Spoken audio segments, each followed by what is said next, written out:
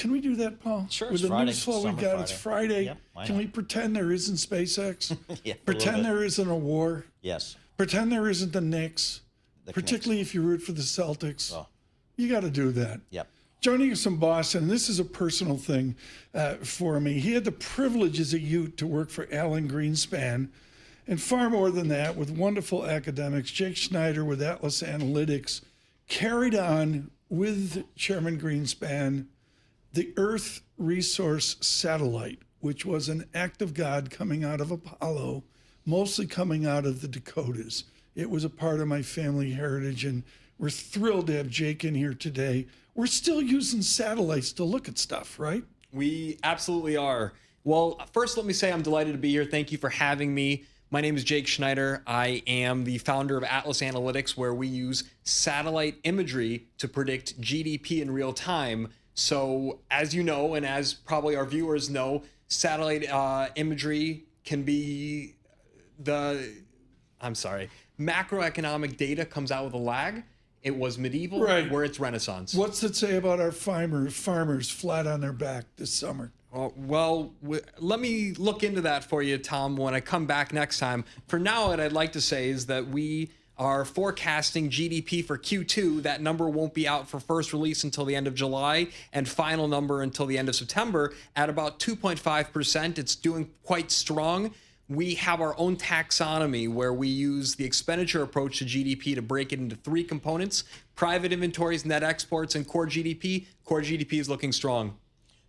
The Federal Reserve, a lot of folks are critical of the Fed, including Cam Harvey from Duke University, who we just spoke to this morning, that the Fed uses, I guess, backward-looking data as opposed to real-time data, which is something that you guys play in.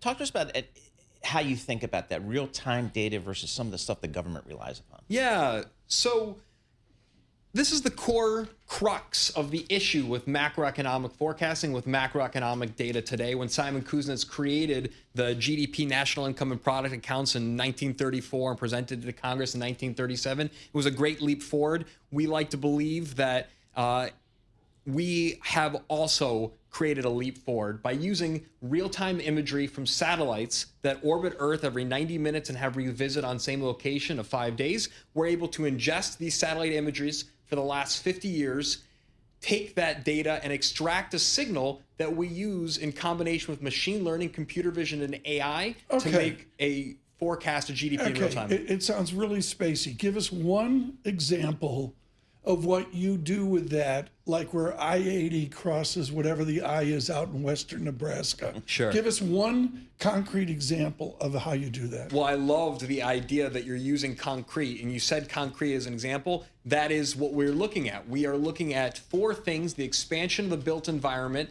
land use, vegetation, and port activity. And it turns out that you can use these real-time signals and extract data from it using AI and machine learning to make inference about what's happening in real time. How is your data different from kind of what we do see out of the government? Are your GDP numbers in line with what the government ultimately reports? Are they different? How does that You're work? asking about accuracy.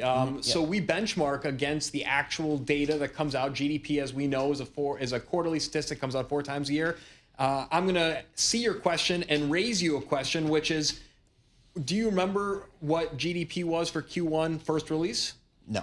It was 2.0%. Okay. We predicted on our YouTube, atlasanalytics.info, our YouTube, our Substack, and our website, 2% 2 weeks before, and it's live time-stamped on our YouTube so you can see that. It was obviously revised down to 1.6, but I think the story still stands. We are accurate, and we are timely, and we can give you a real-time forecast of what's happening in economic activity so that traders and policymakers can have actual insights ahead of the competition. What's the most predictive, I guess, flows or information that you guys track?